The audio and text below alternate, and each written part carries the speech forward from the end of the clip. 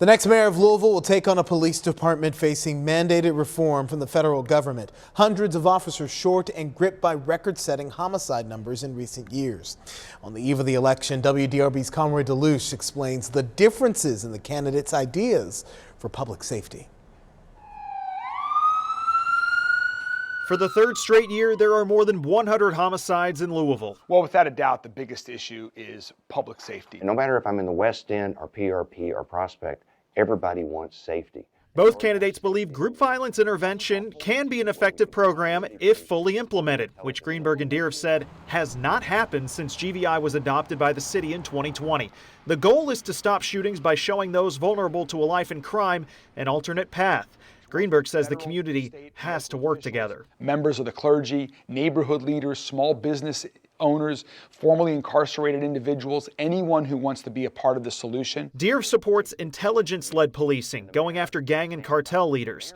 He says he's already working with state lawmakers on bringing a youth detention center back to Louisville. The problematic jail was closed for a number of reasons, including cost in 2019. An LMPD lieutenant said last year that this was one factor in a spike of juvenile shootings. Kids have to have consequences of their actions, but also we have to take the kids that we have in the juvenile justice system to help them get out of it. Greenberg is putting guns at the center of his public safety campaign. The issue personally affected him in February when a gunman opened fire in his campaign headquarters.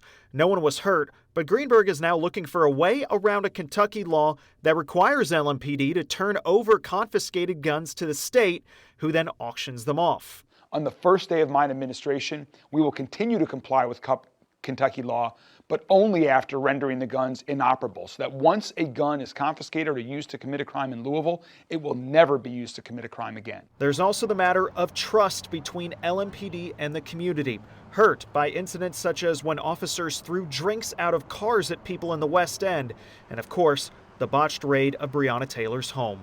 Both candidates want to add more police officers to the force, but Deere is the one endorsed by the police union. Deere says he will hold officers accountable if they run afoul of the law or abuse power. The ones that shouldn't be there, we should ask them to go someplace else and take away their certification so they can't go to another department and do the same thing. As for the night that Breonna Taylor was killed, do you think that LMPD did anything wrong in the course of that incident?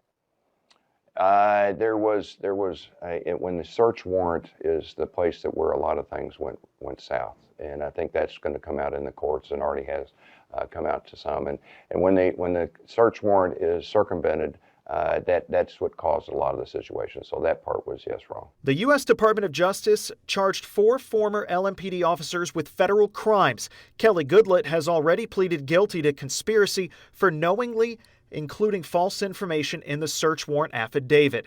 Greenberg says it is crucial to rebuild bridges between LMPD and the community, pledging to have the most trusted, trained, and transparent department.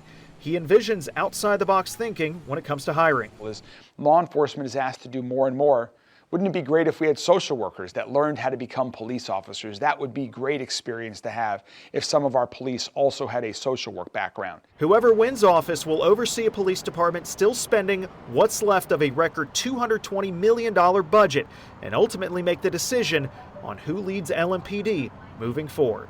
With photojournalist Tom Round, Conroy DeLuche, WDRB News.